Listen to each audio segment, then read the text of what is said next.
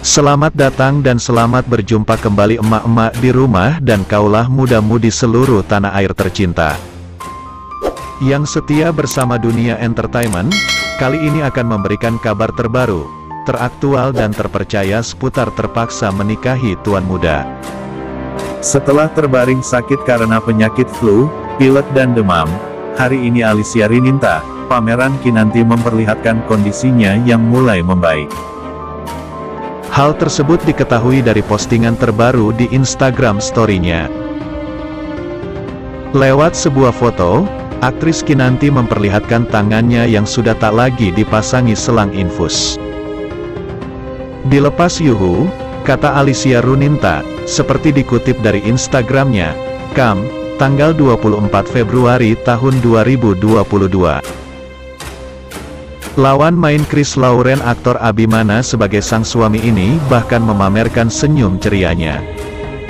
Hal ini berbeda dengan beberapa hari sebelumnya hingga kemarin, di mana saat itu tangan Alicia masih dihiasi dengan selang infus. Baru-baru ini, Alicia Rininta menceritakan kondisi kesehatannya lewat siaran langsung di Instagram.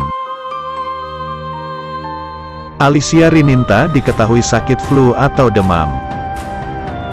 "Aku belum sembuh nih, aku masih dalam recovery badan, jadi ya harus masih bedres dulu," ujarnya di siaran langsung Instagram, Kamis, 23/2 kemarin. Hal itulah yang membuat Alicia Rininta menghilang sejenak sekitar 1 minggu dari sinetron TM-TM ANTV. "Kemungkinan beberapa episode aku enggak ada dulu guys," ujarnya. Absen di sinetron TM-TM karena sakit, Alicia banjir doa dari rekannya dan para penggemar. Mereka mendoakan agar Alicia Rininta lekas sembuh dan kembali berperan sebagai Kinanti.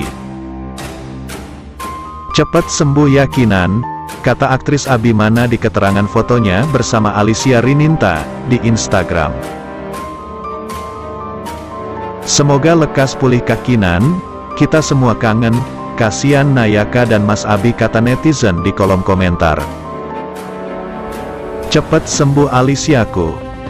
Kami semua sudah sangat rindu kamu," komentar yang lainnya. "Cepat sembuh. Kangen Kinanti kembali mesra bareng Mas Abi, kasihan Nayaka," tulis yang lainnya. Dunia Entertainment juga mengupas tuntas sinopsis terpaksa menikahi tuan muda Kamis tanggal 24 Februari tahun 2022, tepatnya untuk episode 199 hadir menemani para penonton setia. Semakin menegangkan. Itulah ungkapan yang pantas diberikan pada alur cerita terpaksa menikahi tuan muda belakangan ini. Meski sudah beberapa episode Kinanti masih saja menjalani isolasi mandiri, namun keseruan TM-TM berhasil mempertahankan ANTV lovers untuk setia di depan layar televisi. Nah, agar tidak berpanjang kata, buat penggemar Abi Kinan yang penasaran alur cerita untuk Kamis tanggal 24 Februari tahun 2022, langsung saja simak sinopsis terpaksa menikahi tuan muda episode 199 berikut ini. Pada adegan perdana nantinya kita akan melihat tuan muda yang mengajak David untuk membawa Nayaka jalan-jalan. Adegan ini sedikit menyedihkan karena tanpa kehadiran Kinanti. Meski pahit, Abimana coba menghibur putra pertamanya Nayakan dengan mengajaknya jalan-jalan bersama paman tercinta, David. Nah, dalam perjalanan, tiba-tiba tuan muda melihat Sandra sedang terisak karena menangis di sebuah taman.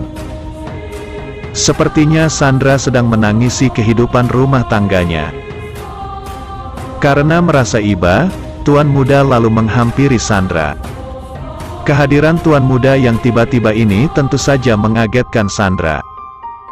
Dia lalu menyeka air matanya dan coba menanyakan kabar Kinanti. "Kinan lagi nggak bisa terima telepon, ya? Saya benar-benar butuh seseorang untuk saya ajak bicara," kata Sandra pada Abimana.